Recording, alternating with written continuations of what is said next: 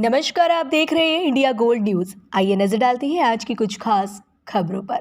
Chanakya hotel में press वार्ता का आयोजन कर बताया कि हम समाजवादी पार्टी की प्रत्याशी डिंपल यादव को जिताने के लिए सोच रहे हैं, क्योंकि महंगाई चरम सीमा पर पहुंच गई है। बाबा ने बताया कि हमारे कई बार मोदी और अमित शाह के खिलाफ इलेक्शन लड़ा है। उन्होंने बताया कि अखिलेश यादव को हम लोगों को एक और मौका देना चाहिए, इसलिए कल हम मैनपुरी के लिए रवाना होंगे।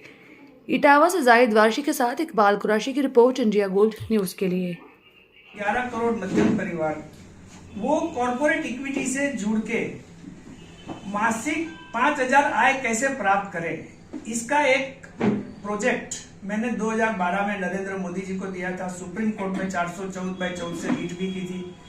तो आज मुझे ऐसा लगता है कि यह बात अभी संभव हो सकती है, क्योंकि 2047 में भारत की इकोनॉमी $40 ट्रिलियन की हो रही है, यानी कि 5,300 लाख करोड़ की हो रही है। तो उसका कुछ अंश ये गरीब समाज की फैमिली को एक फंड के द्वारा मिल सकते हैं, यानी तो वो लोग ये 22 करोड़ समाज वो फंड के एक हिस्सेदार बन जाएंगे। आज की तारीख में भारत का जो शेयर बाजार है वो टॉप लेवल पे है, यानी कभी इतना बड़ा नहीं हुआ।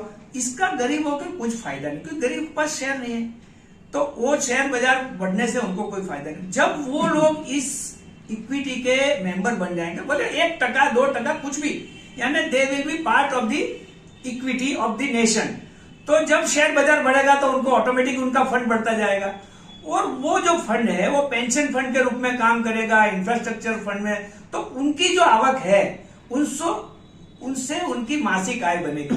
देखो, महंगाई तो कम होने वाली है, टू बी वेरी फ्रैंक। ये तो बात है, लोग कितनी भी मुंह पाड़ो, महंगाई तो बढ़ती जा रही है, क्योंकि इन्फ्लेशन है। इन्फ्लेशन क्या होता है, रुपया की कीमत डाउन हो रही है, तो महंगाई। तो एक ही रास्ता है, आवक बढ़ाओ।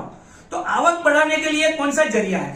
तो जैसे पैसादार है, तो पैसादारों के पास पूंजी है, तो पूंजी ऑटोमेटिक एप्रिशिएट होती रही है। मिलकत एप्रिशिएट होती है। गरीब के पास तो कुछ है भी नहीं, एक घर भी नहीं है, कुछ खाने पीने, तो उनको एक न्यूनतम 6 लाख की पूंजी देने की बात है। और जो भाजपा जो कहती है कि हमारा समाज, हमारी संस्कृति, तो उसका उपयोग तो कर ही नहीं सकती।